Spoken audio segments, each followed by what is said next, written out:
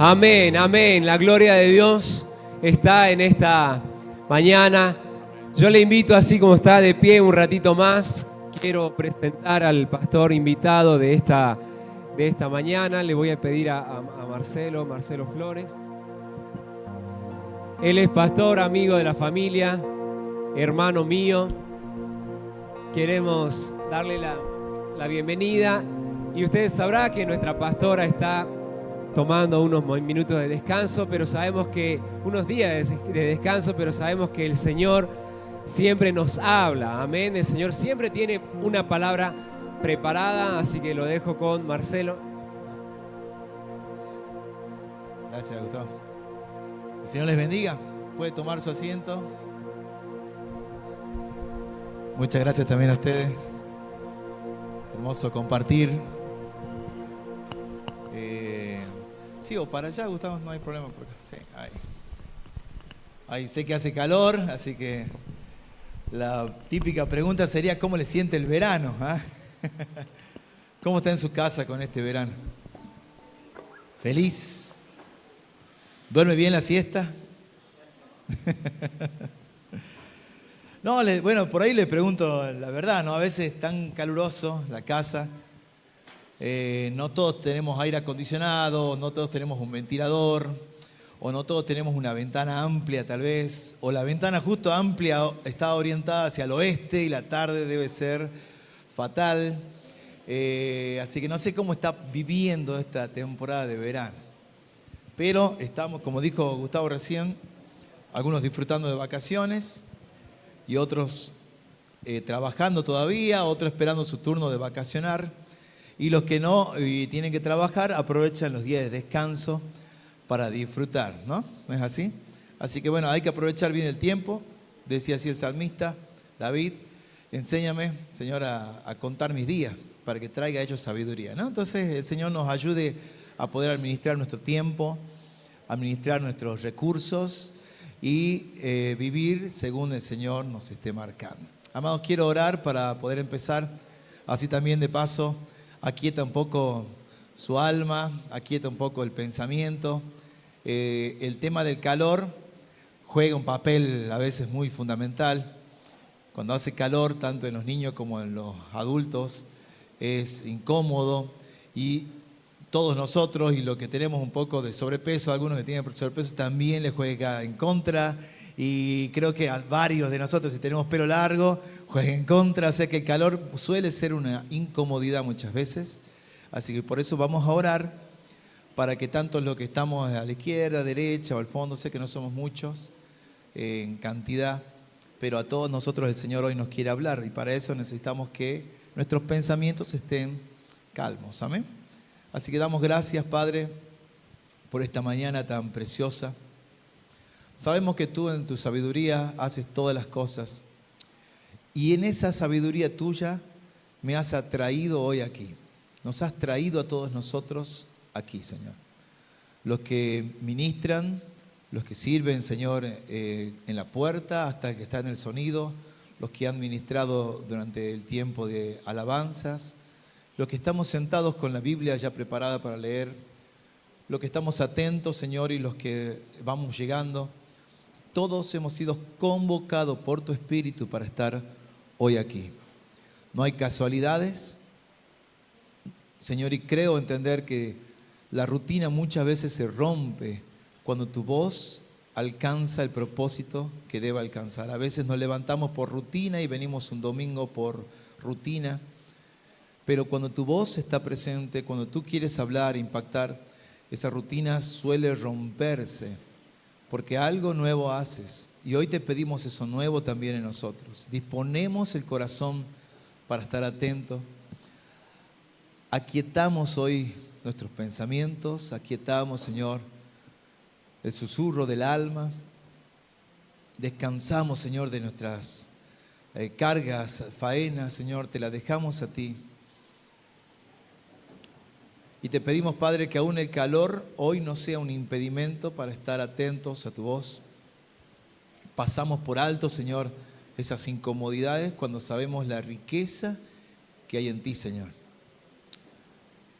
Así que te agradecemos y desde ahora agradecemos, Señor, el clima, agradecemos, Señor, el calorcito, agradecemos porque aún así tenemos un ventilador, tenemos un aire, estamos a la sombra. Así que disfrutamos también de las cosas que tú nos has alcanzado. Gracias, Señor. Y gracias por las cosas que nos has dado en casa también. Señor, tal vez alguno diga, tengo, Señor, un aire, gracias por el aire. Y otro dirá, no tengo aire, pero gracias por la ventana que tengo. O por el pequeño árbol que me da sombra. O porque aún puedo salir luego de las horas de calor y tomarme un mate a la sombra del atardecer. O gracias porque tengo un techo, Señor, que a la noche me protege. Pero sea mucho o poco, Señor, lo que tengo es motivo de gratitud a ti, Señor. Sabemos que todo, Señor, te lo debo a ti. Así que también descansamos y bendecimos, Señor, el lugar que nos has dado, la casa que nos has dado. Gracias, Señor. Gracias, Señor. Quitamos pensamientos de queja, pensamientos de temor, de dudas.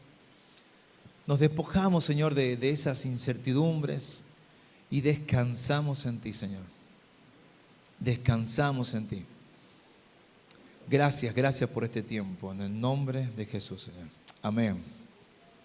Amén. Bueno, gracias nuevamente por la invitación. Bueno, Adriana me invitó nuevamente y bueno, yo muy contento de poder compartir con ustedes.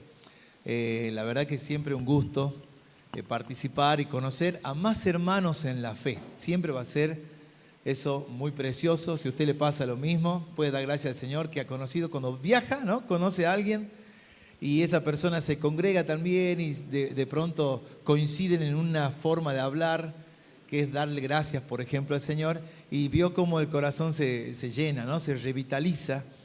Bueno, así es el encontrar hermanos en la vida de la fe, ¿no? Siempre encuentra una ayuda de alguien que tal vez uno menos esperaba. A veces lo esperamos de la casa, de los parientes más cercanos, pero el Señor en su sabiduría no lo plantea de esa manera. Al parecer a veces la familia suele ser no el apoyo, sino la crítica, ¿no? El hijo que critica a la mamá que critica a la nuera o al yerno, y así empieza después el suegro tal vez que no, y el hijo que tal vez esto, y la tía que se metió, y así empieza, parece, ¿no? En la línea de sangre. Pero en la sabiduría del Señor, Él supera esas barreras para decir familia, y Él extiende la voz de familia a todos los que hacen su voluntad, ¿no? Entonces cuando usted conoce a alguien, no se alegra y dice, che, su palabra me bendijo, su saludo me bendijo. Y usted es de bendición para otros y otros para ustedes. Así que por eso le doy gracias al Señor, porque hoy puedo estar con ustedes y compartir junto con ustedes una palabra. Para que vaya buscando es Mateo 16, capítulo 16, y en el versículo 1. Estos son los episodios en que el Señor tiene que responder con tanta sabiduría y siempre lo hizo, ¿no? Así que me gusta detenerme en algunos detalles que el Señor cuando respondía lo hacía al hueso, como se dice. Iba directo al punto. Y en este caso vamos a ver dos personas o dos líneas de creencia, saduceos y fariseos que se acercan a Jesús. ¿Lo tiene? ¿Ve? Dice, bueno, yo tengo una versión, creo que esta es la versión traducción actual, lenguaje actual. Me gusta cómo está también ahí en la Reina Valera, si es la que usted tiene. Dice así: algunos de los fariseos y de los saduceos se acercaron a Jesús para ponerle una trampa. Interesante, ¿no? Había dos líneas de pensamiento, saduceos y fariseos, y se acercaron a Jesús para tenderle una trampa. Había una conspiración entre ellos. Es como esa típica frase que dice, el enemigo de mi enemigo es mi amigo, ¿no? Entonces de pronto ellos dos que eran opuestos, y había una gran grieta entre ellos dos, deciden juntarse para poner una trampa a aquel que no coincidía con su línea de pensamiento. Este famoso hombre de Nazaret llamado Jesús. Entonces se le acercan, dice, para tenderle una trampa y le dijeron, queremos que hagas un milagro que pruebe que Dios te ha enviado. Creo que ahí dice, danos una señal del cielo. Interesante, ¿no? Y Jesús le va a responder categóricamente. Dice, cuando ustedes miran el cielo por la tarde y dice, está rojo, acá dice así, creo que ahí dice, tiene arreboles, ¿sí? Dice, ustedes ven el tiempo por la tarde, dice, y está rojo, dicen, va a ser buen tiempo mañana. Pero si en la mañana el cielo está rojo y nublado, dicen ustedes, hoy va a ser un mal tiempo. Ustedes entienden bien las señales de los cielos. Me detengo acá simplemente por la anécdota que puede pasar a cualquiera de todos nosotros. Cuando somos niños, de pronto llovió, ¿no? Cuando somos niños, de pronto salió el sol. Nos despertamos a la tarde o a la mañana y no nos damos cuenta de mirar el sol, cómo va a estar ese día. Pero cuando vamos creciendo, y más la gente de campo, suele decirnos, ¿no? No, no llueve hoy. Y alguien dice, no, pero está nublado, mirá, seguro si viene una tormenta. No, no llueve. ¿Por qué? Y porque la nube está bastante alta, hay viento, y te empiezan a decir cosas que uno nunca prestó atención, ¿no? O a la mañana, ¿no? Lo ves nublado, o neblina, usted ve la neblina en la mañana, y usted ¿qué dice inmediatamente? Va a salir el sol, ¿no? Y uno trata de convencer a los niños cuando los llevamos a la escuela a la mañana temprano, 7:30 de la mañana, 8 menos 10, estamos llegando a la escuela, tremenda neblina, yo vivo en San Luis, se ve tremenda neblina, y uno le dice a los chicos, hoy va a salir el sol. Y ellos te miran, papá, mirá, no se ve nada, está nublado. Bueno, va a salir el sol. Porque en la experiencia de uno sabe que cada vez que hay neblina, luego sale el sol. Usted conoce más o menos los climas, los tiempos. Usted ve que, bueno, ahora está la app, ¿no? El celular lo dejé ahí, pero está el celular. Y usted suele mirar si va a llover o no para llevar un paraguas. Y de pronto dice, no hay lluvia, ¿no? Y usted no lleva el paraguas, pero se larga la lluvia. De pronto, tampoco el celular o las apps de clima tampoco son tan acertadas. Pero solíamos nosotros preguntarle siempre a nuestros adultos, cuando éramos más chicos, ¿cómo va a estar el día hoy?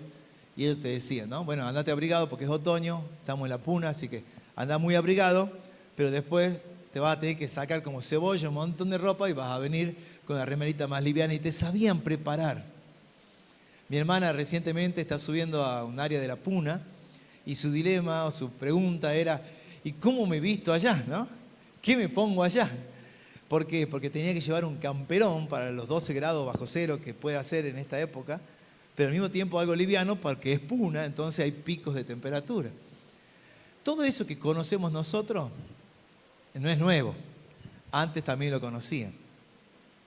Pero ahí es donde aparece el Señor con su pregunta. Y me gusta, y la tenemos que hacer para nosotros también. Porque luego dice él, ustedes saben reconocer muy bien las señales en el cielo acerca del tiempo. Esa palabra tiempo. Ustedes saben reconocer con claridad, digamos, o entienden con claridad las señales del cielo acerca del tiempo. Pero entonces, pregunta acá, ¿por qué entonces no entienden que lo que ahora hago es una señal de Dios? En su versión dice, ¿por qué no entienden los tiempos de Dios? Algo así creo que dice, ¿no? ¿No pueden entender acaso los tiempos de Dios? Luego sigue diciendo, ustedes piden una señal porque son malos y no quieren creer. Pero la única señal que les será dada será la del profeta Jonás. Y para liberar la explicación de Jonás, ustedes conocen Jonás, estuvo 3 días en un vientre de un pez grande que se lo comió y después lo vomitó junto a la orilla. Y esa profecía que él menciona es justamente acerca de su resurrección, que él iba a morir, todos iban a ver que él moría siendo clavado en una cruz y luego a los 3 días resucitaría y todos verían que iba a resucitar. Es la única señal que le iba a mostrar. Es decir, ellos venían a pedir una señal del cielo y Jesús lo podría haber hecho. Pero sin embargo, él no toca ese punto porque por la incredulidad. ¿A qué se debe esto? Y quiero tocar este punto de la fe o de la incredulidad y también tocar el punto del orgullo, que son buenos para poder medirnos en estos días, ¿Y por qué les digo esto? Para nosotros ya es normal conocer un poquito el clima. Yo que vivo en una área de construcción, muchas veces que tenemos que hacer un plan de trabajo para la gente, necesitamos ver cómo van a estar los climas para saber si trabajarán, no trabajarán, si habrá lluvia o no, al hormigonar una losa. Dependemos mucho del clima. Así que vivimos mirando el clima nosotros. Es una constante nuestra. Ahora, me pongo en este papel. Yo, conociendo o regularmente mirando el clima, ¿cómo está? El Señor me dice, está bien, ya lo conoces. Ahora tenés un desafío más supremo que eso. ¿Y cuál es mi desafío, Señor? Es conocer mis tiempos. Ah, no, pero yo pensé que me lo decía el pastor o la pastora. Y él me decía, es un tiempo de, ¿qué puede ser? Un tiempo de prosperidad para todos, ¿no? Y todo así, el pastor dijo que es un tiempo de prosperidad, vamos a creer, porque él me lo dijo. Y otro dice, hay tiempo de sanidad. Y no, bueno, vamos, Señor, que hay tiempo de sanidad. Y no digo que esté mal, pero alguien puede marcar y ser el reloj de nosotros, y puede ser que sí. Pero sin embargo, Jesús nos está diciendo algo más. Marcelo, ¿ya conoces el clima? Muy bien. Pero hay algo mejor que eso. Es conocer mis tiempos. Diga usted mismo, Señor, yo quiero conocer tus tiempos. Y para conocer hay muchas formas de entenderlo. En este caso se acercan los saduceos y los fariseos. Ellos no querían conocer el tiempo exactamente del Señor. Ellos no querían conocer en qué época estaban. Ellos estaban en un papel, la famosa grieta se aplica desde siempre, ¿no? Ellos era el lado A y el lado B de la fe, del hebreo. Pero ambos querían tener para sí razón. Esa razón se llama orgullo. ¿Cuántos no hemos dicho o hemos peleado por un argumento personal? Y hemos dicho, yo quiero tener razón de esto, porque tengo razones. Entonces, ¿qué hacen los fariseos y saduceos? Entre ellos dos se ponen de acuerdo y se acercan a Jesús y dicen, bueno, vamos a mostrar quién de los dos tiene razón. Pero por otro lado también vamos a desenmascarar a este hombre, porque vamos a ver los errores doctrinales que tiene este llamado Jesús. Así que ellos tenían dos ideas tremendas. Mostrar los errores de una persona. Dígame si no es parecido a veces a las acciones que hoy en día vemos a diario. Política, trabajo, familia, iglesia. Ver el error que tiene el otro. La paja en el ojo del otro con uno no ve la viga. ¿No se acuerda cuando Jesús está diciendo eso? Bueno, notar cuál es la hilacha, ¿no? ¿Cuál es la hilacha de mi hermano? Sí, predica bonito, pero... llega puntual, pero... ¿no? O cuál es la hilacha de la mamá o del papá, o de la pastora, o de los hermanos, o cuál es el error de... ¿no? Y esa forma de ver es cuál es el error de la política del grupo A. ¿Cuál es el error del B? No, lindo lo que dice el C, pero no me gusta porque el B. Porque estaba enfocado en el error del otro. Ese de estar enfocado, de ponerse en el papel de juzgar al otro, nace desde el orgullo, de decir, yo lo voy a juzgar porque yo tengo la razón. Ustedes han escuchado cuando dice, no importa si no cree, no importa si el otro se enoja o no, yo sé que yo tengo razón. O usted sabe esa típica frase que dice, yo soy así, que me quieran como soy, que aprendan a quererme, porque a mí no me cambia nadie. Ya Jesús me salvó en la cruz, ya está. Agreguemos esa parte de la cruz. Pero no me cambia nadie. Ese nace desde el orgullo de la persona. Y lo otro que tenían los fariseos, aparte de querer encontrar el error en Jesús, era poder mostrar quién de los dos tenía razón. Esa es la trampa. Si Jesús decía una forma o decía otra, ellos podían distinguir para qué lado estaba más inclinado Jesús. Y Jesús le dice, ustedes son unos incrédulos. Así que yo quiero plantear desde la fe y pararme acá un ratito en el tema fe. ¿Han escuchado la frase ver para creer? Es común, ¿no? Esto eran los fariseos y los saduceos. Señor, muéstranos una señal para creer. En la línea científica es normal eso. Hay una hipótesis, una tesis sobre algo, hay que probarla para poder decir es una ley de la naturaleza, por ejemplo. Entonces hay que probar. Esa es la línea natural y está bien porque es una línea natural del pensamiento. Pero resulta que Jesús viene a romper algunos paradigmas también. Porque Él nos establece otra forma de aprender las cosas. ¿Se acuerdan cuando se acerca María? Se acerca la hermana de María, que Magdalena creo que es, ¿no? El que dice, Jesús, si hubiese estado acá, se hubiese sanado Lázaro. Le hace el reclamo. Y Jesús le dice, ¿no te he dicho ya que si crees, verás la gloria de Dios? ¿Cuál es el primer paso del Señor?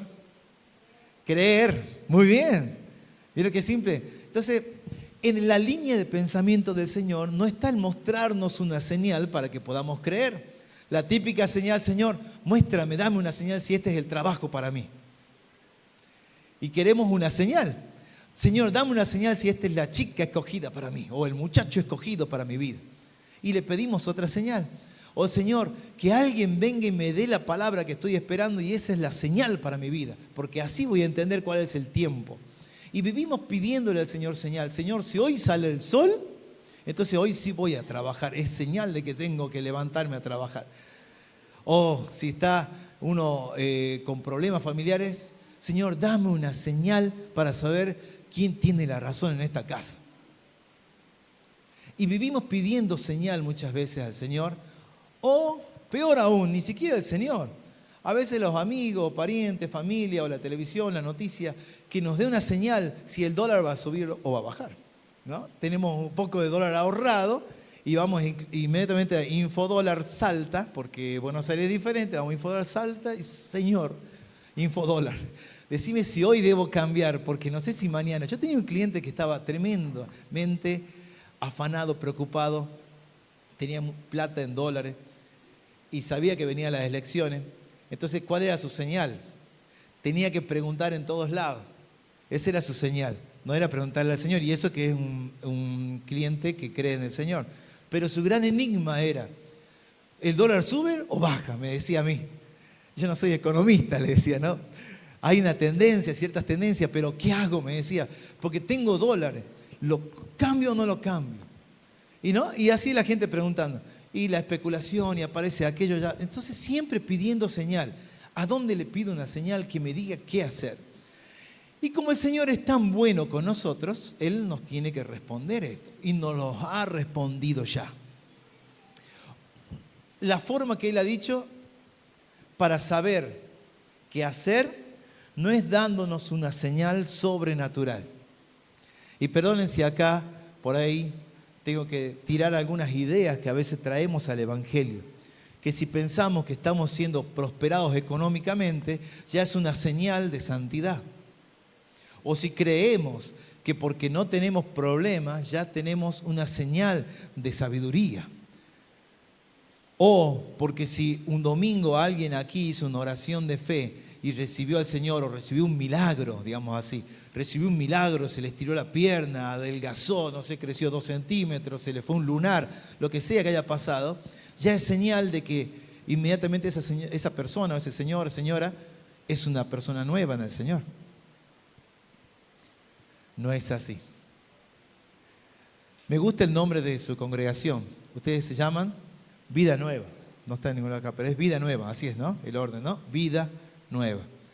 Y Vida Nueva está pensada para que decir de esto, viene Jesús a mi corazón, Él me salva de mis pecados, inmediatamente tengo una vida nueva. Hoy lo hemos cantado, hay libertad, por tu sangre hay libertad. ¿Y tenemos esa libertad por su sangre? Amén, claro que la tenemos, ¿no? Somos libres, tenemos una nueva vida, porque lo que estamos en Cristo somos nueva criatura, ¿no? Pero el tema es que a veces no abrimos más el Evangelio. Muchas veces el Evangelio se queda en la tarea de evangelizar, de dar el primer mensaje de salvación, que es arrepentite. Bueno, a veces ni siquiera se da ese mensaje, ¿no? A veces es venir a mi congregación porque ahí va a sanar, ¿no? Y ese es todo el Evangelio que a veces conocemos. Vení porque mi pastora va a orar por tu vida. Y se termina ahí el Evangelio. No, vení porque vas a ver que hay una familia hermosa que te puede amar, te puede comprender, te va a ayudar y hasta económicamente el Señor te va a prosperar. Y ese se acabó el evangelio. No sé, acá nos planteémonos todos, ¿cuál es nuestra línea de evangelio que hemos aprendido? ¿Hasta dónde ha crecido nuestra noticia buena? ¿Cuál es la novedad de vida que nosotros sabemos transmitir? A veces se dice, vamos a hacer una campaña de evangelismo. Y nos sumemos todos, ¿no? Vamos todos, hay instrumento, hay una plataforma, hay un pastor que va a predicar, vamos a orar, alguien va a ser de ujier, se va a caer la persona, sabemos que van a venir varios cristianos también, eso ya lo descontamos también por sabido que de las campañas el 80% son todos ya evangelizados y de otra congregación, y otro 20% ha escuchado alguna vez y se acerca porque en realidad tiene un problema. ¿Sí? Y ahí se plantea las campañas de evangelismo. Y luego decimos, venimos cantando gozosos y decimos, Señor, hoy nos has bendecido, hubo señal del cielo, muchos se han convertido porque se han sanado, ¿no?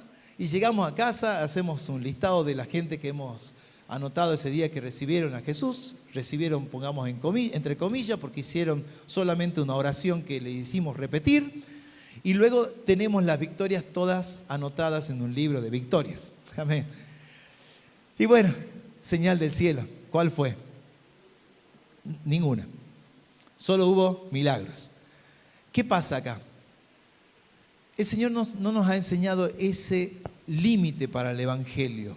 El Evangelio es mucho más amplio que todo eso. Por eso es que Pablo en un momento, en Efesios, cuando dice, en la congregación hay 5 ministerios sobresalientes, el apóstol, el profeta, el pastor, el evangelista, el maestro. Pero lo menciona el evangelista no para que solamente haga una tarea por fuera de la congregación. No sé si hay alguno que es evangelista hoy, que diga, yo tengo un ministerio de evangelismo. ¿Ninguno acá se reconoce con ministerio de evangelismo? Allá, amén, hermana, gracias por la fe. Ahí hay otro atrás, muy bien. Gracias, porque así, si usted ya lo reconoció, ya reconoce lo que el Señor dice de usted, así que eso se llama fe, no se llama más que otra cosa, que usted tiene autoridad del Señor por la fe que el Señor le ha dado. Ahora, en ese evangelismo también hay una novedad de vida para los que estamos acá adentro.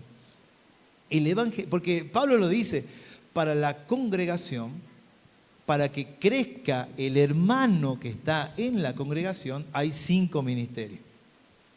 ¿Y por qué pone el evangelismo al evangelista?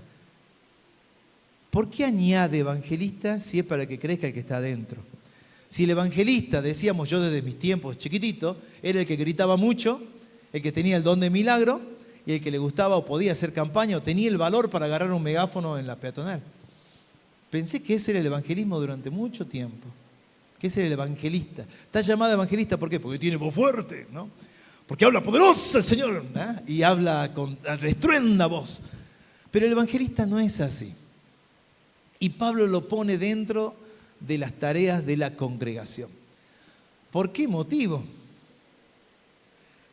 Y es porque el evangelio no se acota a la situación de darle la novedad de que hay una nueva vida en Cristo, sino que hay una progresión de una nueva vida en Cristo. El evangelio es una buena vida, una nueva noticia, una buena noticia, una novedad de vida. Resulta que nosotros al creer en Jesús, muchas veces nos estancamos en esa una novedad de vida. El fariseo, el saduceo, había llegado a un punto en que él tenía una novedad de vida. Él sabía que Dios era el Dios de toda la tierra, el creador del universo. Ellos sabían que era la raíz escogida por el Señor, ¿sí? A ellos venía el Salvador. Pero esa era su única novedad de vida. Luego de ahí no podían avanzar más. Yo le voy a citar algo, y ayer lo releí, y se lo quería citar a ustedes porque ustedes vienen de una línea preciosa del pastor Mario Vargas, mi primo. Yo no tuve la posibilidad de tener o escuchar muchas prédicas de él. Pero bueno, acá está su hijo, Manolo. Y sabe que ayer me había acordado, cuando había leído el libro, de las últimas hojas en las que él menciona algo muy particular y me gustaría recordárselo a usted que seguramente lo ha leído. Cuando él va relatando toda su vida de tremendos errores, él dice que llega al Señor, decide arrepentirse de sus pecados y el Señor le da una nueva oportunidad de vida. Y en los relatos que él dice, a medida, dice él, léalo, son creo que las 2 o 3 últimas hojas, a medida que yo iba arrepintiéndome de mis pecados y yo iba perdonando, mi actitud era buscar a las personas a las que las había ofendido o le debía el perdón o le debía dinero y empezar a saldar mis deudas.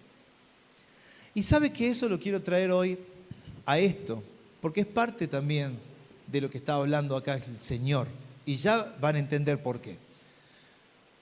Porque cuando uno busca la voluntad del Señor y uno llega al Señor y el Señor hace su primer tarea, o el Espíritu hace la tarea del evangelismo en nosotros y nos da la novedad de vida, inmediatamente en nosotros queda una segunda tarea. Por eso el Evangelio sigue funcionando adentro. Porque el Señor sigue convenciéndonos de pecado, de justicia y de juicio. Él sigue haciendo su tarea con nuestras vidas. Él quiere que sigamos avanzando en esa luz que hemos tenido al principio. Ese era Mario Vargas diciendo, yo tuve la luz de que debía dejar las drogas, pero de ahí no es que estaba libre del todo. En las canciones que cantamos, la verdad siempre me bendice escuchar. Y muchas de las canciones que cantamos son compromisos. La verdad que les digo, qué congregación comprometida. Cada vez que vengo escucho muchos compromisos y me gusta, ¿no? Y entre esos compromisos, bueno, usted se va a acordar de los compromisos que va tomando cada vez que dice, por ejemplo, acá el espíritu no se apaga, ¿eh? Señor, mándalo que acá seguro no se apaga. Y le damos una garantía al Señor que no se va a apagar. Y amén, y digo yo, amén, gloria a Dios, que no se apague. Y una de las canciones que cantábamos al principio decía, hay libertad en la casa de Dios, por su sangre libre soy. Amén. Y decimos amén, porque es cierta. Por su sangre yo soy libre. Ahora, podemos seguir haciendo más canciones que hablen de su libertad. Porque esa libertad que hablaba Mario Vargas en su libro, dijo, yo seguí siendo libre. Y uno se preguntaría, pero Señor, si ya fui libre por su sangre en la cruz, ¿de qué más tengo que ser libre si me hiciste libre de mi pecado original, digamos? Así que todo eso quiero responder ahora en un ratito. Porque tenemos tarea para la casa, para la vida, y es necesario hoy en día. Lo dejo ahí en suspenso un ratito. El tema de pedir, Señor, una señal para mi vida. Lo dejamos un ratito ahí. La pregunta entre paréntesis sería, Señor, ¿qué debo hacer en este tiempo? ¿Qué debo hacer en este tiempo con mi vida? Esa sería la equivalencia a pedir, Señor, una señal. ¿Qué debo hacer en estos días? ¿Debo trabajar allá? ¿Debo estudiar acá? ¿Debo comprometerme con tal? ¿Debo hacer esto que me pide la pastora, el pastor? ¿Es mi tiempo de comprometerme con la iglesia o cuando sea viejito, cuando sea grande? ¿No? Lo dejemos ahí. Pero el otro tema que quería ver es la importancia del orgullo en nuestras vidas. El orgullo forma un papel importante para nosotros. De eso el Señor nos tiene que librar. Y de alguna forma lo hace. Nos pone a alguien incisivo, pesado, muchas veces contrario a mi pensamiento. Y lo pone ahí, ¿no? Algunos han trabajado con personas que dice uno, no debería habérmela encontrado nunca en mi vida, Señor. Ay, es el enemigo puesto al lado, es el diablo ahí trabajando, ¿no? Operando para que me vaya mal todos los días. Sin embargo, para los que aman al Señor, todas las cosas nos ayudan para bien. Gustavo lo dijo al principio de la oración.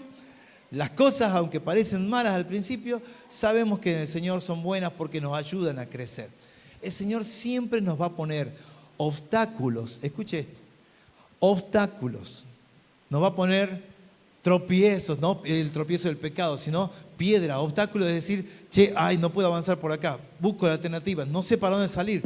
El Señor pone juntamente con la prueba, dice, la salida. O sea, no sé por dónde buscar, pero está el problema. Por eso también está bueno que el evangelista funcione en la congregación, porque él nos va a decir en algún momento, el evangelio no es color de rosa.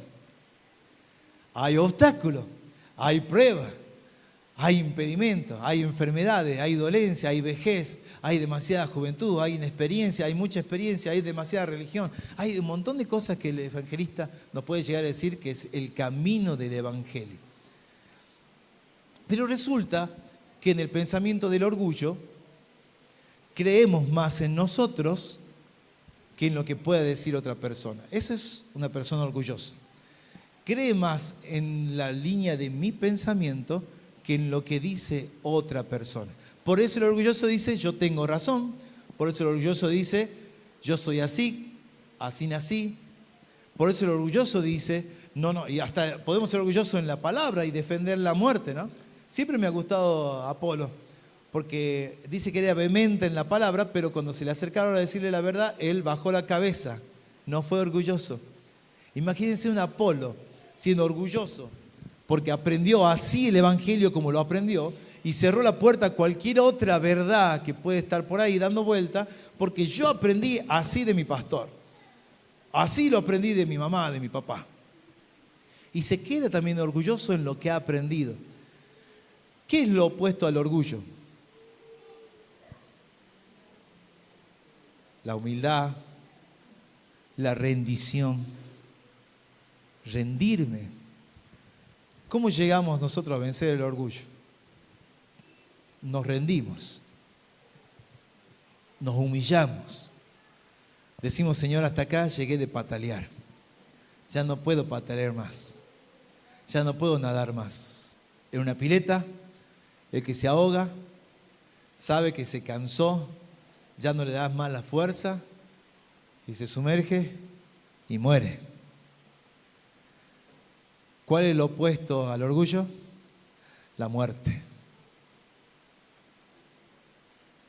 Entonces voy a estar orgulloso toda la vida hasta que muera. Bueno, podría ser cierto, pero gracias al Señor, Él nos dio ese mensaje, que debemos morir. Es parte del evangelista. En el mensaje del evangelista está, tenés que morir. ¿Se imagina usted predicándole a una persona y esa persona vino a decir que está enferma, que quiere que la sanen, que está pobre, que quiere que el Señor le prospere, que no tiene nadie quien le abrace y viene con todos sus problemas, pero usted, evangelista, le dice, pero tenés que morir, pero es que está mal tu vida, tenés que morir, así no te va a abrazar nadie. ¿Quién quiere a alguien con un carácter tan agrio, tan orgulloso, tan fuera del Señor? Estás alejado del Señor. Estás siendo demasiado terco, testarudo. Tenés que morir. Hay mucho orgullo en tu vida. Así que vení al Señor y el Señor te va a hacer morir. Y vas a tener que dejar todas las cosas que te gustan. Hermoso, nos llenamos, ¿no? La congregación. Pero ese es el punto del orgullo hoy. ¿Saben por qué? Hay un libro muy precioso, Isaías, usted búsquelo en su casa, anótelo por ahí, Isaías 53. Va relatando cómo es nuestro Salvador Jesús. ¿Y sabe qué dice Isaías? ¿Cómo es el siervo de Dios? Dice que Él es inatractivo. ¿Se acuerdan de esa palabra? Yo sé que muchos hemos crecido con la imagen del Jesús rubio, ¿no? Pelilargo. La abuela de mi esposa Pamela decía que Jesús se parecía, que Batistuta se parecía a Jesús, o al revés, decía que Jesús se parecía a Batistuta. Ella lo veía jugar a Batistuta y decía, ay, yo me lo imagino a Jesús jugando en la cancha, decía la abuela, porque para ella era como Batistuta, ¿no? Jugando así atractivo, era llamativo. Isaías 53:4 creo que es, también va mencionando y dice que Él es fuera, despojado de toda hermosura y despojado de majestad. ¿Por qué le dice Isaías esas dos cosas? Porque si bien no tenía atractivo físico, los que decimos, che, yo no tengo atractivo físico, ¿qué me queda para mí? ¿No? Entonces, bueno, vamos a la otra parte, la labia, ¿no? Dice, che, el carisma, bueno, por este lado capaz que convenzo, ¿no? A la susodicha. Entonces, ¿qué dice la palabra de Jesús? No tenía atractivo físico, pero tampoco tenía aspecto de majestad. ¡Oh! O sea, a los varones o a las mujeres muchas veces nos queda el carisma, ¿no?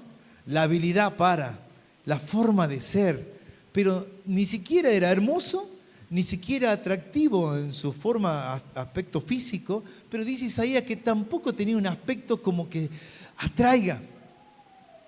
Podía pasar desapercibido y haber pasado por esa vereda sin ningún problema y nunca haberlo reconocido. No era el más alto del grupo, ahí me quedo tranquilo yo. No era el más carilindo, ¿ah? No era el más agraciado, no era el físicamente más fornido. Así que Jesús, ¿quién eras? Para que te miremos. Así sigue diciendo Isaías. ¿Quién era él tan atractivo para que le deseemos? No tenía atractivo. Y yo ahí me pongo en ese papel, ¿no? De la época de Jesús. Señor, yo no puedo juzgarlo a los saduceos, a los fariseos, no me siento para juzgar a los discípulos que lo habían dejado cuando el Señor iba a ser clavado. Yo hubiese sido uno más de los que corrían. Yo hubiese vuelto también a mi trabajo. Imagínense 3 años haciendo la campaña política con Jesús y esperando que el Señor en algún momento asuma el reinado y de pronto no asume. ¿Qué hago yo? Ya era del partido de Jesús, ¿no? El partido nazareno. Y de pronto nunca asumió. ¿Y qué hago con todo lo que yo había pensado que iba a pasar? ¿Qué hacía la mamá de Juan y Jacobo, que ya había preparado con todas sus amigas? Ay, no saben, Juan, mi hijo, Jacobo, se van a sentar uno a la derecha, otro a la izquierda del rey, ¿no? Y yo soy de la mamá de un político, ¿no? de mi tiempo. ¿Qué hace su mamá con su orgullo cuando ve a Jesús clavado en esa cruz? Así que yo creo que no puedo juzgarlos. Me siento identificado que hubiese sido uno más, tal vez de lo que huían en ese momento. Porque Jesús no tenía atractivo. Ahora, planteemos esto en la actualidad. Porque muchos de nosotros luchamos con atraer a jóvenes a la iglesia y queremos hacer al evangelio atractivo. ¿Y cómo lo hacemos atractivo? Y bueno, hagamos unas pizzas y pongamos luces. Llenemos, no sé, no digo que esté mal la estrategia, solo digo lo que existe. ¿Se acuerdan de Dante Gebel, no? Dante Gebel es de los jóvenes de mi época y gracias a Dios por la vida de él. Lo traigo solamente, primero para honrarlo, porque ha sido y sigue siendo de mucha bendición en el pueblo del Señor. Pero por otro lado también para mostrarle el impacto que me dio hace unos días cuando escuchaba una entrevista a Mario Pergolini. Mario Pergolini ahora está trabajando con Dante Gebel. Y en la entrevista en la radio había unos periodistas de Buenos Aires que hablaban sobre un tal Mario Pergolini. Bueno, Mario Pergolini lo conocen, pero dice que él asesora a un tal pastor y no se acordaban ni el nombre del pastor. No se acordaban del nombre del pastor. Y yo digo, pero ¿cómo no se va a acordar? Y decía el otro, sí, es un pastor que hace un tiempo, bueno, ahora está en Miami, dice, en Estados Unidos, no sé en qué parte, pero él hace un tiempo llenó 5 o 3 estadios de River Plate. Y otro decía, wow, parece que hay un segmento de la población que lo debe conocer. No, sí, decían. Pero, y hablaban de Mario Pergolini, de cómo él quiere modernizar el evangelismo que Dante Gebel está soltando, ¿no? No lo dejo acá para juzgar, simplemente quiero decir este punto. Desde el inicio que me acuerdo de Dante Gebel, siempre estuvo en su tarea poder hacer atractivo el evangelio. Y ha sanado a muchas de nuestras generaciones que hemos nacido en una vida tal vez muy austera, decíamos, del evangelio, poco vista. Siempre teníamos la canción, somos un pequeño pueblo muy feliz. Eso es lo que cantábamos antes.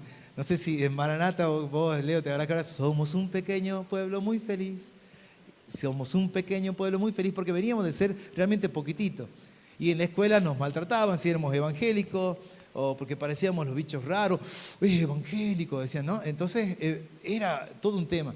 Y cuando Dante Gebel aparece en escena, saca a luz que el evangélico no es una persona aburrida, ¿no? Y se acuerdan de esa frase, hablar siempre del aburrimiento.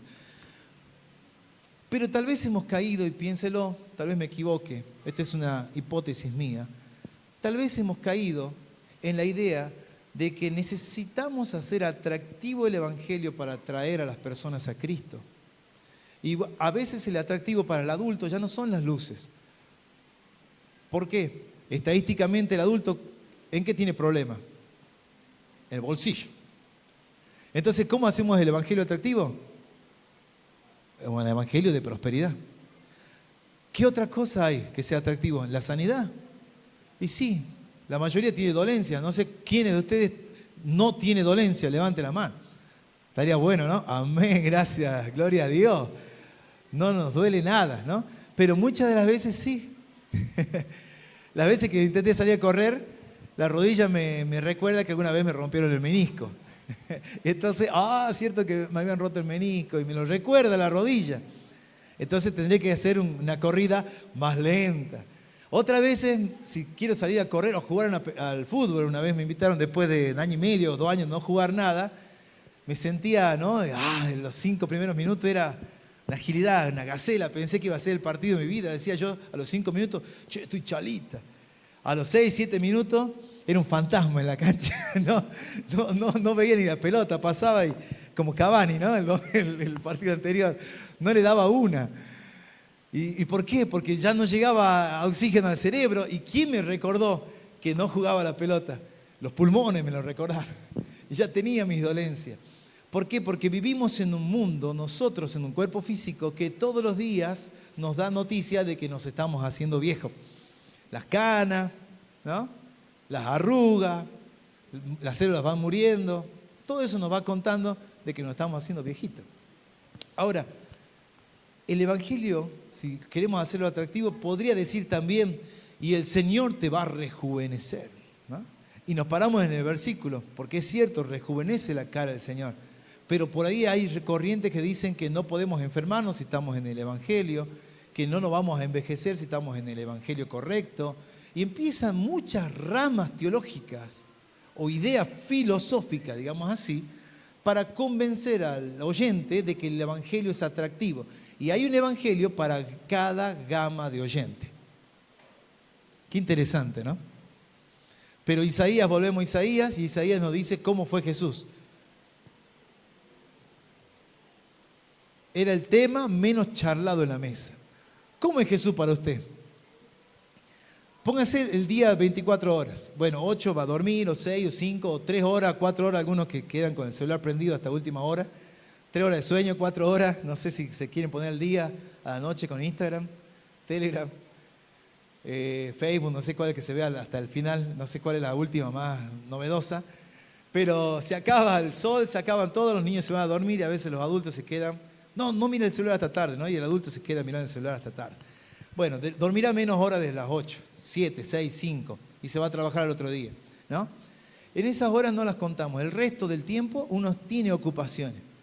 Pero resulta que hoy en día, ¿qué es más atractivo para mí? Nos tenemos que preguntar. ¿Qué es lo que más consume mi alma? ¿Qué es lo que más desea mi alma? ¿Es la noticia de la mañana cuando prendo la tele porque no puedo salir si no veo la primera noticia? ¿Es la novedad de la radio mientras estoy manejando, estoy trabajando? ¿Es mi economía el mayor atractivo? ¿Mis mayores conversaciones del día en la mesa con mi familia hablan de Jesús? Cuando estamos sentados a la mesa o cuando estamos acá entre amigos, nuestras mayores conversaciones es contar lo que me enseñó el Señor a mí. Si pasa así, damos gloria a Dios. Porque ¿qué quiere decir eso? Que estamos creciendo, estamos madurando. Pero resulta que muchos de nosotros nos quedamos en la cruz y entonces el resto de las conversaciones nuestras son la orden del día. Y la orden del día puede ser lo que dijo Milei, o lo que dijo el otro lado del panorama, o lo que mandó en un mensajito a alguien en su estado de WhatsApp. Y eso puede detonar mi día a día. Lo que dijo el vecino en la carnicería, lo que dijo mi pariente la semana pasada, que hoy me sigue carcomiendo. Entonces nuestra mente, nuestro corazón se sigue consumiendo o llenando, digamos así, consumiendo una conversación que es atractiva para mi alma. Y a medida que hacemos un balance, podemos decir, ¿cuán atractivo es Jesús para mí? ¿Realmente su verdad es atractiva para mí?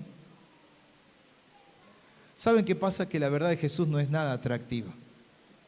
Habla de renuncias, habla de dolor, habla de quebrantos, experimentado en quebranto, ¿no?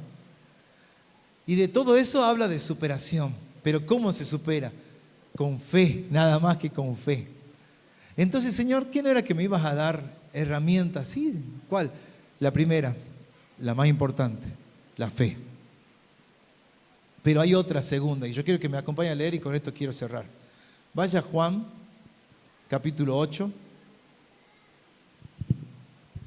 Y con esto voy a cerrar porque esto me gusta mucho, me gusta mucho.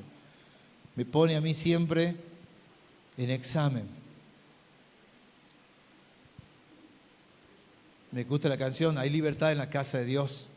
Y sabe que cuando yo la canto, la trato de transformar a la idea como yo la aprendí. Cuando yo la aprendía la casa de Dios como el lugar donde estamos ahora, ¿no? Y el Señor nos enseña que la casa de Dios somos nosotros. Amén. Entonces cuando nosotros decimos, hay libertad en la casa de Dios. Puedo reír, puedo danzar en la casa de Dios. Hay libertad en la casa de Dios. Y estamos por leer algo que tiene que ver con la libertad. Dice el versículo 31. Quiero cerrar con esto para que nos quedemos meditando, porque acá quiero unir la parte del orgullo que le decía y la parte de la incredulidad o la fe que le dije al principio. El de pedir una señal. Señor, ¿qué haré con mi vida? ¿Sí? Y acá nos da el Señor la respuesta. Un lado es la fe y el otro es lo que sigue. Dice Jesús, Juan capítulo 8, versículo 31. Leo mi versión. Jesús le dijo a los judíos que habían creído en Él. O sea, ya habían creído en el Señor. Si ustedes obedecen mis señales, serán verdaderamente mis discípulos. Su versión dice, si ustedes permanecen en mi palabra, anote si tienen por ahí la palabra permanecer. Ustedes la tienen que estudiar en su casa esa. Permanecer. Si ustedes, acá dice obedecen, también puede ser un sinónimo. Pero me gusta la palabra permanecer, que dice su versión. Dice, serán verdaderamente mis discípulos si ustedes permanecen en mi palabra. Y conocerán la verdad, y la verdad los hará libres. Amén. Amén. Qué frase tan trillada muchas veces. La verdad te hará libre. Y hoy que se habla en todos lados de libertad, por todos lados se habla de una verdad y una libertad. Pero no nos vayamos por las ramas, hablemos de esta única verdad. El Señor les dice, si permanecen en mi palabra, serán recién mis discípulos. ¿Usted quiere ser discípulo del Señor? ¿Ah? Oídos de discípulo, decía por ahí el libro de Habacuc. Oídos de discípulo, ser discípulo del Señor. Dice, nadie puede ser mayor que su maestro, ¿no? Y en ese momento inmediatamente uno reacciona y dice, ay, bueno, sí, ¿cómo nadie puede ser mayor que Jesús? Pero sí, igual. ¿Y igual en qué? En todo. Tentado, golpeado, bofeteado, pero también victorioso. Amén. También victorioso, glorificado por el Padre. Pero dice ahí, para ser discípulos del Señor, ¿qué debo hacer? ¿Qué dice su palabra? ¿Qué dice lo que está leyendo? ¿Qué debe hacer? Permanecer. ¿Qué es permanecer? Estar en el mismo lugar. Usted ha hecho fila en algún lugar y le han dicho, no, haga fila, se queda ahí. Miren, le voy a contar una experiencia que tuve y quiero en esta cosa hablar de mis hijos tan preciosos que me acompañan hoy, Efraín y Estéfano.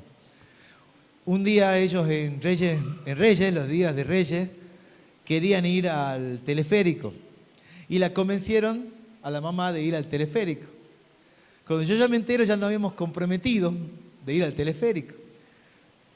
A las 9 abrían. Y en la experiencia de todos nosotros los grandes sabemos que las filas, como es gratis, son interminables, ¿no? Entonces vamos temprano y llegamos a las 9 cuando abrían. Ya la fila era de 1,5 cuadras. En ese día empezamos a las 9:15, 9:20 a hacer fila. Como hacía tanto calor, le traigo esto para que usted vea cómo es el Evangelio. Había tanto calor en la fila, pero sabíamos que teníamos que subir ese cerro en teleférico. Más fácil era agarrar la camioneta y llegábamos rápido arriba. Era mi tentación, tomar el atajo. Yo quería tomar mi atajo. Le decía a mi esposa, Pame, amor, vamos, camioneta. Igual la idea es llegar, no, que los chicos quieren la sensación del teleférico, digamos. Bueno, qué sé yo, estábamos ahí, ¿no? Y aparte, no era el tema económico, porque si era gratis, a la vuelta tenías vendedores por todos lados, que lo que era gratis el teleférico se iba en los heladitos, las gaseositas, así que había que comprar igual, ¿no? Porque estaban los nenes. ¿Y qué hago con los chicos? Yo parecía que iba a llegar rápido, decían, al mediodía llegamos, son 3 horas, vayan a jugar al parque, disfruten de ustedes, yo me quedo bajo el sol haciendo fila, ¿no? Así que estaba en el sol. 30 grados, ese día hizo 32 grados, creo, ¿no? Eran las 11 del mediodía y no había avanzado ni la mitad. ¡Ay, las piernas! ¿No? Los que hicieron fila alguna vez en el ANSES, lo que hicieron...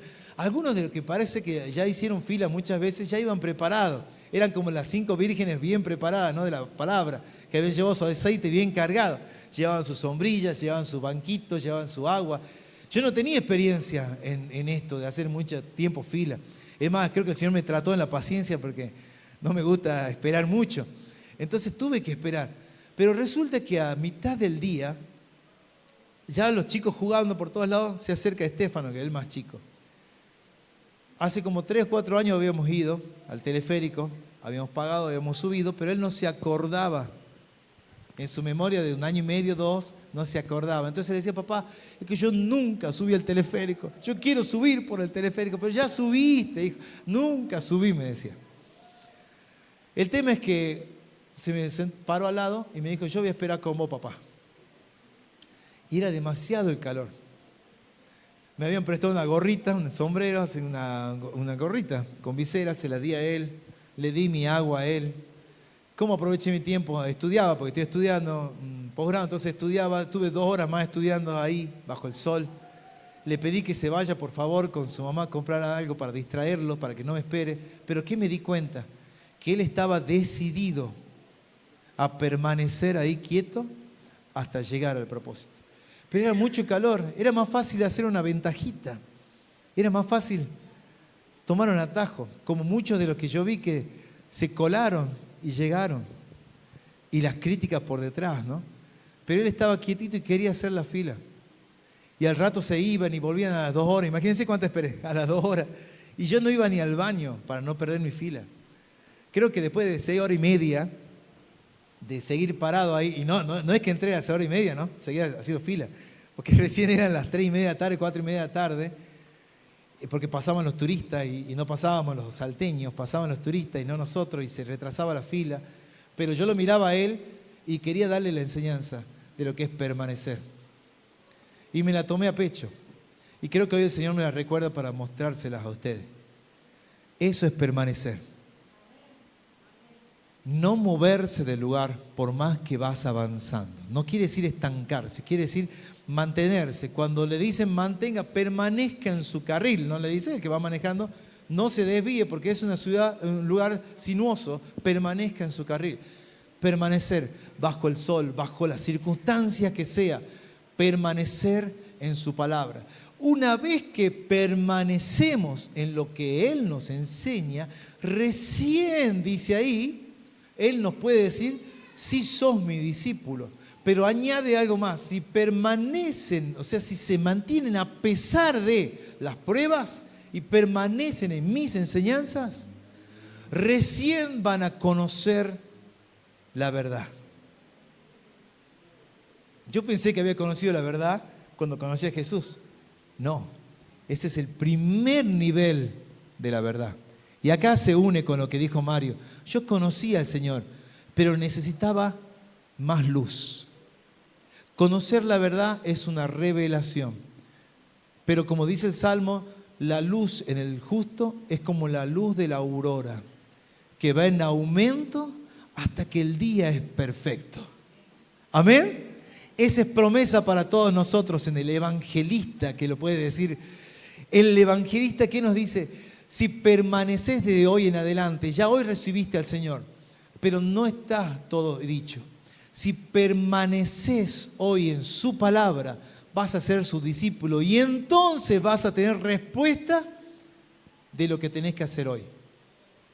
Y ahí cierro con lo que dije. Jesús le está diciendo a los saduceos y a los fariseos, ustedes conocen los tiempos, pero no saben reconocer el tiempo de Dios en tu vida. No sabes en qué tiempo estás. Pero el Señor nos anima hoy y nos da un recurso. Queremos saber qué hacer con nuestra vida. Queremos un consejo más allá de lo que nos puede decir un pastor y una pastora.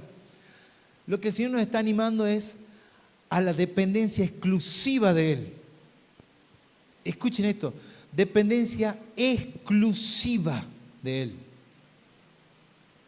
No descartamos la consejería pastoral con esto, porque a su pastora y a los hermanos que son mayores entre nosotros podemos preguntarle y pedirle un consejo.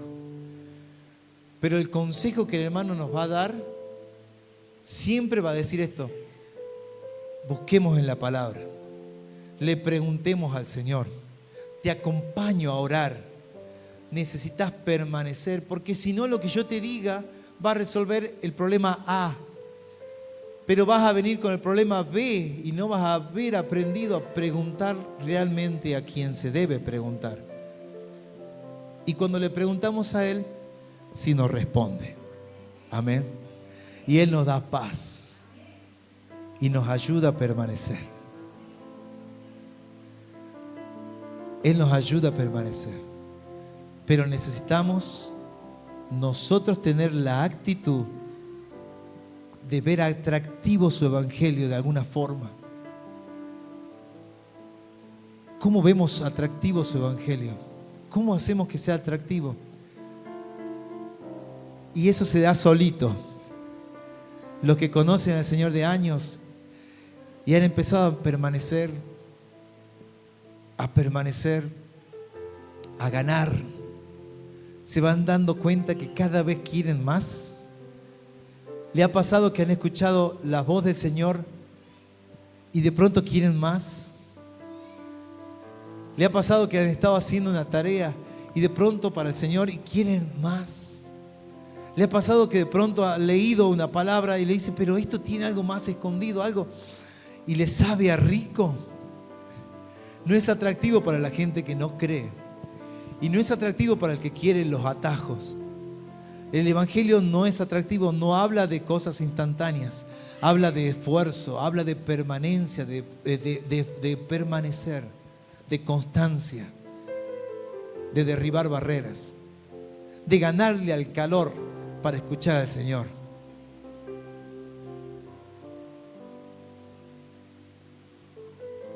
Cuando el Señor le dice en algún otro pasaje, en el tiempo de más adelante, en el juicio final, la generación de la reina de Saba, la reina de Saba le dice así, la reina de Saba se va a levantar para juzgar a esta generación, porque ella vino desde lejos a escuchar una voz de sabiduría, se acercó hasta Salomón. Pero ellos que tenían la sabiduría entre sí, que estaba Jesús ahí caminando, no se querían acercar. Muchas veces tenemos al alcance la congregación un domingo. Yo sé que no es toda la congregación la que está acá, hay más.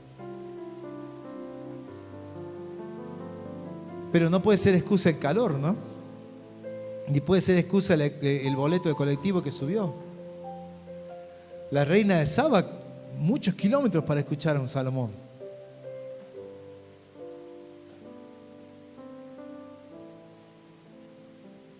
No puede ser un experimento el no ver a un hermano que está en apuros o en problemas, que yo esté en problemas. No puede ser un impedimento. Toma tu cruz y sigue. Toma los desafíos que el Señor te ha puesto y avanza. Y vas a ver qué tan rico se pone el evangelio. Lo que Él nos enseña a morir, nos los va a hacer morir a medida que permanecemos. Alguien dice, no, el hermanito se está volviendo atrás porque tiene un santito en su casa y siempre le reza al santito. Por más que yo le diga que tiene que dejar de creer en una imagen, no lo voy a lograr. ¿Quién lo logra? Si cada vez esa persona se rinde más al Señor, el Espíritu convence. Por eso tenemos paz quienes compartimos la palabra, Porque no se trata de que me cargue yo con la vida de mis hermanos de la congregación, ni que los pastores se carguen con la vida de ustedes. Cada uno de ustedes es convencido por el Señor de sus errores. Y si somos dóciles al Espíritu, también vamos a escuchar a un hermano y vamos a creer la corrección. Y diremos, perdón hermano, tenés razón, me equivoqué. Así que el Evangelio es un Evangelio de paz y un Evangelio de guerra. Le voy a invitar a que se ponga de pie, porque vamos a tener paz con el Señor a medida que ganemos todas nuestras guerras y nuestras batallas. Y las batallas no siempre están con el de afuera, están adentro. Y hoy el Señor nos anima a vencer la primera. ¿Cuál es? La distracción. Cierre los ojos. ¿Ve? Esto es parte de la distracción. El niño siempre es niño, así que esté tranquilo. Pero cierre los ojos un momento.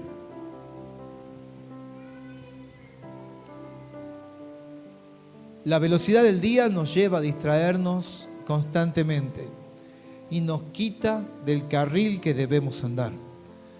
Pero si todos los días nos cargamos de una buena noticia del Señor, si todos los días estamos atentos a su voz, si todos los días miramos a Él más que una señal que me diga qué hacer, y le miramos a Él para oír su voz, para buscar su respuesta, para estar atento a lo que Él quiere decir para mi vida, no para el hermanito, no para el pariente, no para la pastora. ¿Qué quiere decir Él para mi tiempo? ¿Cuál es mi tiempo hoy en el Señor? Por eso hoy le animo, cierre los ojos y meditamos y oramos con el Señor y decimos, Señor amado, te doy gracias porque en algún momento te has acercado a mi vida.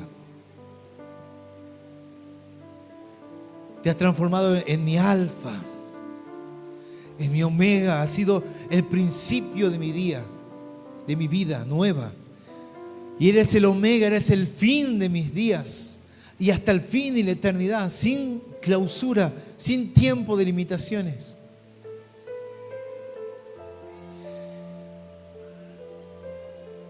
Pero también, Señor, entiendo que entre un alfa y un omega hay todo un camino para recorrer.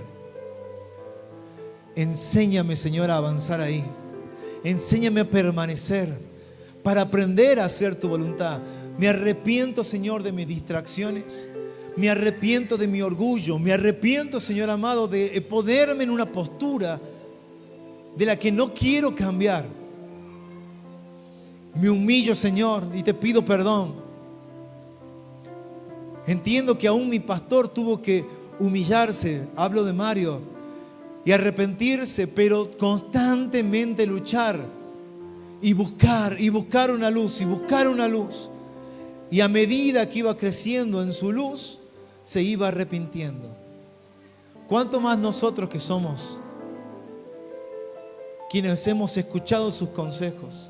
Porque los trajo de la palabra y nos ha enseñado a no vencernos, a no derrotarnos, a no sentirnos derrotados, sino a luchar por conocer una verdad. Señor, gracias porque tú nos abres la única verdad delante de nuestros ojos. Nos das la posibilidad de hacerla, de tomarla, de hacerla propiedad, un patrimonio nuestro, un capital nuestro, esa verdad. Pero no está tan fácil, no está tan simple de descubrirla. A veces, Señor, me pregunto, ¿por qué un hermano tiene más luz en la palabra que yo? A veces me pregunto, ¿por qué aquel hermano está más feliz que yo? O a veces pienso, ¿por qué parece que otros crecen y yo no maduro y no crezco? ¿Por qué parece que siempre estoy dando vueltas? ¿Por qué parece que las riquezas que estaban preparadas para mí aún no llegan? Y tengo mi vida llena de preguntas, Señor. Y me he llevado de una congregación a otra esas preguntas. Y he andado de pastor en pastor. Y he cambiado de canal cuantas veces he podido. He escuchado predicador y ahora estoy con el otro y ahora con el otro buscando una respuesta. Señor, ¿cómo es la verdad? ¿Por qué no puedo alcanzarla? ¿Por qué no puedo cambiar después de 2 años? ¿Por qué mi casa no cambia? ¿Por qué mis hijos son así? ¿Por qué mi esposo? ¿Por qué mi esposa? Hay tantas preguntas y está bien preguntarse, Señor, y por eso las volcamos hoy ante ti. Pero hoy también nos dices que no está fácil, que no me la haces fácil. Y te pido perdón si pensé que iba a ser de una reunión, de escuchar una prédica cambiar. Perdón si pensé que era que me pongan las manos y ahí iba a cambiar. Perdón, Señor, si pensé que con solamente que alguien venga y ore en mi casa iba a cambiar. Perdón, Señor, si pensé que como el pastor o la pastora no me visitan, mi casa no cambia. Señor, tú me muestras que la verdad está cerca, pero necesito permanecer. Fariseos y saduceos no querían permanecer. No les parecía estar escuchando a Jesús como algo importante. Lo importante eran sus metas, sus logros, su vida diaria, su razón. Perdóname, Señor, si he caminado en considerar que mi vida es más importante, que mis metas son importantes, que mis logros son importantes. Hoy reconozco que necesito un oído de discípulo. ¿No le dijo acaso Elías a Eliseo: permanece al lado mío? Si querés la doble unción, permanece al lado mío. Si no me ves ir, no la vas a recibir. Nos has enseñado, Señor, que no hay atajos en ti. No hay caminos fáciles ni cortos en ti. Hay un camino de permanencia, de perseverancia, de constancia, de sacrificio. Y por supuesto que hay galardón. Por supuesto, Señor, que traes para nosotros esa paz que solamente trae tu voz al respondernos. Pero heme aquí, Señor, que como hija y como hijo me dispongo a sentarme o a caminar o a estar de pie, como sea, pero permanecer en tus enseñanzas. Y entonces puedo decir que soy libre. Que soy libre. Y cada día ser libre de algo más. Te bendecimos, Señor. Te amamos, Señor.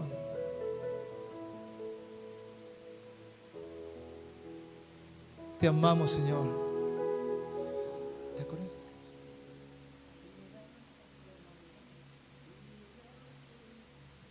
Gracias, Señor. Tú nos enseñas a permanecer. Sé que estamos terminando, pero si sabe esa canción, cántela con nosotros.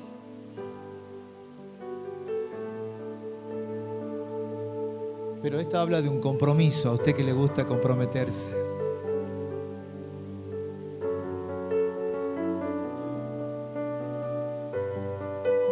¿Se acuerda de esa canción? Yo quiero que gobiernes mi caminar, que siempre viva yo en tu voluntad. ¿Se acuerda? A ti el alfa y el omega.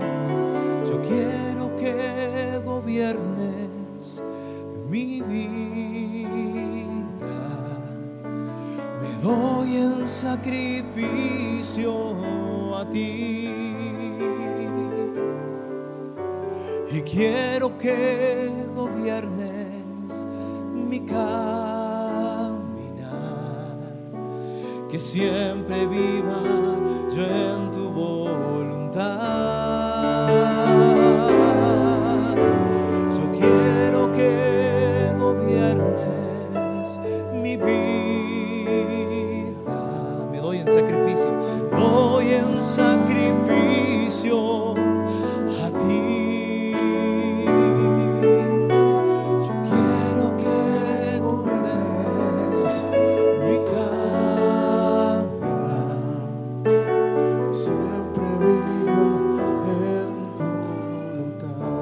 Amén, hablamos de su voluntad.